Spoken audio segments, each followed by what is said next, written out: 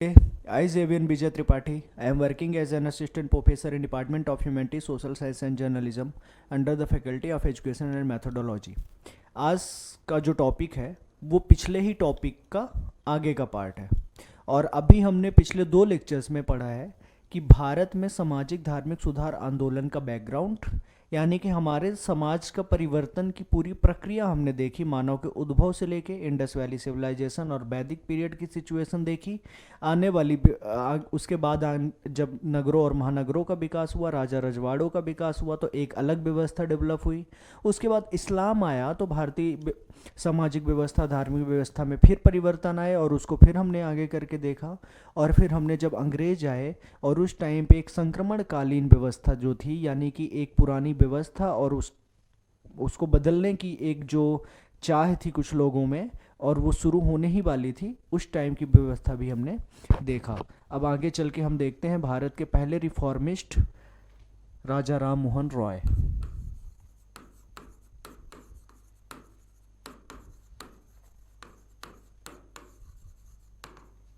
Raja Ram Mohan Roy and he was the, इनको हम एक टाइटल भी दे सकते हैं, फादर ऑफ इंडियन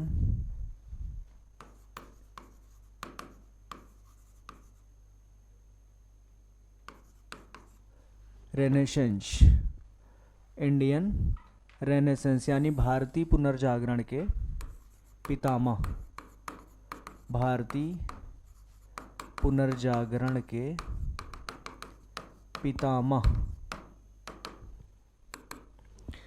है ना। तो आज हम देखेंगे कि कैसे भारतीय पुनर्जागरण के पितामह राजा राम मोहन रॉय ने वो जिम्मेदारी उठाई, यानी कि भारतीय समाज और धर्म में सुधार और परिवर्तन करने के लिए जो पहली मसाल उठाई थी, वो ये व्यक्ति थे राजा राम मोहन रॉय। आज हम इस लेक्चर में उनके जीवन परिचय, उनकी शिक्षा और उनके कार्यों को देखेंगे और बताएंगे कि उन्होंने समाज के हर क्षेत्र को बदलने का कैसे प्रयास किया। हम देखेंगे कि राजा राम मोहन रॉय वो व्यक्ति थे जिन्होंने समाज की पॉलिटिकल, सोशल, रिलीजियस,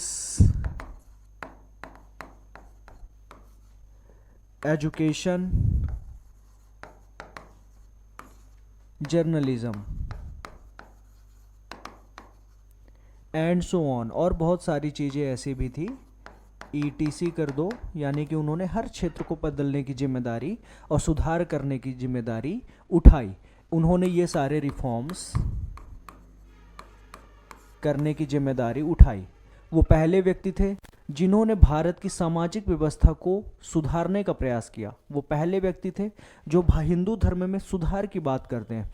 वो पहले व्यक्ति थे जिन्होंने भारत में एजुकेशन सिस्टम को बदलने, यानी कि वो जो सड़ा हुआ एजुकेशन सिस्टम, धर्म बेस्ड एजुकेशन सिस्टम था, उसको बदल के मॉडर्न एजुकेशन बेस्ड सिस्टम और इंग्लिश बेस्ड एजुकेशन सिस्टम की वकालत करने वाले वो पहले व्यक्ति थे।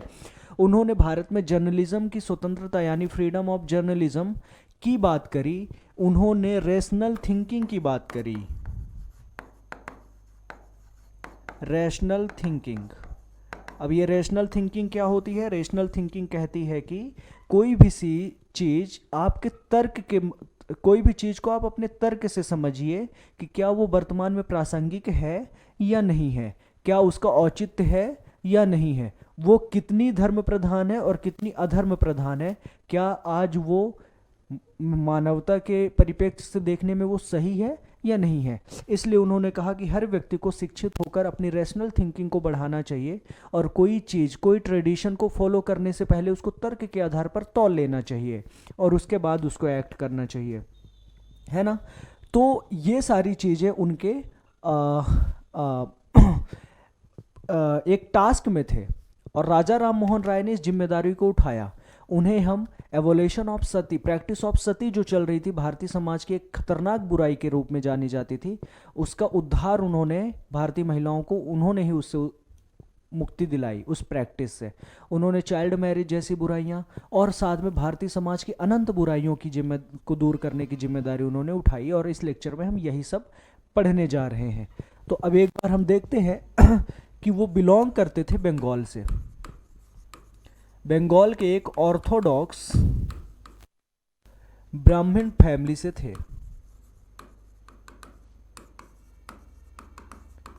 ब्राह्मण फैमिली से बिलोंग करते थे वो, है ना। जन्म हुआ था उनका राधानगर में। राधानगर बंगाल में, राधानगर यानी हुगली डिस्ट्रिक्ट कह सकते हैं आप, है ना। हुगली डिस्ट्रिक्ट है या क्या है, बट वहीं हुआ था। और राधानगर में उनका जन्म हुआ था 22 मई 1772 को। 1772 22 मई को उनका जन्म हुआ था बंगाल के राधानगर के एक ब्राह्मण फैमिली में, जो कि काफ़ी ऑर्थोडॉक्स ब्राह्मण फैमिली हुआ करती थी। बचपन की शिक्षा उन्होंने वहीं पर प्राप्त की अपनी स्थानीय जगह पे, लेकिन बाद में वो पटना चले गए। पटना जब गए, पटना कहाँ पर है? बिहार की राजधानी है वर्तमान में, लेकिन उस टाइम पे ये जो पटना था, उस टाइम का ये पटना बिहार बंगाल का ही पार्ट था, क्योंकि बिहार तब बंगाल में हुआ करता था। पटना में उन्होंने इस्लाम को पढ़ा। अब इस इस्लाम में उन्होंने कुरान का अध्ययन किया, शरीयत पढ़ा, है ना, हदीस पढ़ ली, पर्शियन लैंग्वेज सीख लिया, अरबिक पढ़ ली, उर्दू भी समझ लिया, है ना। और उसके साथ साथ उन्होंने सूफिज्म को भी सीख लिया, है ना। और इस्लाम में जो मोनोथीस्ट का सिस्टम है, एक ही गॉड यानी कि वन गॉड, इस चीज को उन्होंने स्वीकार कर लिया।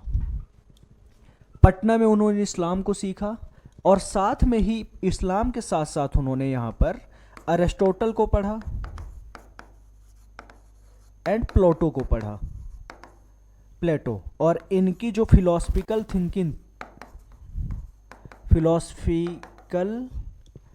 थिंकिंग जो थी इनका इन्होंने बेहतरीन तरीके से अध्ययन कर लिया, है ना। साथ में इन्होंने प्लेटो अरिस्टो को पढ़ा और इस्लाम को पढ़ा, और फिर इसके बाद वो आगे गए, उसके आगे 1790 तक तो उन्होंने बुद्धिज्म को भी पढ़ा, इस्लाम को भी पढ़ लिया। अब उनकी बारी थी हिंदुइज्म को अच्छे से पढ़ने की, इसलिए वो फिर उसके बाद पटना के बाद वो कहाँ चले गए, यहाँ से देख लेते हैं, बनारस गए। बनारस में उन्होंने हिंदुइज्म को पढ़ा। हिंदुइज्म में उन्होंने वेदास, उपनिषद, पुराण, स्मृतियां एंड ETC, हिंदुइज्म को भी पढ़ लिया, उनके धार्मिक ग्रंथों को पढ़ लिया, सनातन धर्म को समझ लिया उन्होंने, वेदास को पढ़ लिया और वेदांतवादी हो गए वो। उन्होंने इस्लाम को भी समझ लिया, और उन्होंने साथ में यहूदी धर्म को भी पढ़ा। दुनिया के सारे धर्मों का गहन अध्ययन कर लिया। अब हिंदू धर्म भी समझ रहे हैं वो, क्रिश्चियनिटी यानी कि जो इसके साथ साथ उन्होंने क्रिश्चियनिटी को भी पढ़ लिया, है ना। और इसी क्रिश्चियनिटी में उन्होंने एक प्रिसेप्टस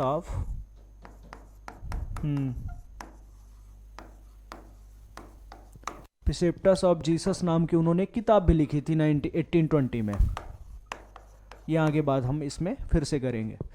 तो ये इतनी चीज़ें उनकी शिक्षा से संबंधित है कि जन्म होने के बाद उन्होंने इस्लाम का अध्ययन किया, उसके बाद हिंदुइज्म का अध्ययन किया, उन्होंने अरिस्टोटल, प्लेटो और बहुत सारे दुनिया भर के वेस्टर्न विचारकों को भी पढ़ा उन्होंने। आगे चल के उन्होंने क्रिश्चियनिटी को पढ़ा, जूडाइज्म यानी यहूदियों को भी पढ़ा, और उन्होंने पूरी दुनिया को समझने का उनका अप्रोच और उनका माइंडसेट बिल्कुल क्लियर हो गया। और अब वो पूरे धर्मों का अध्ययन वो कंपैरेटिवली पढ़ सकते थे, समझ सकते थे। साथ में उन्होंने इसी उम्र में, कम उम्र में ही उन्होंने लगभग 13 भाषाएं आती थी।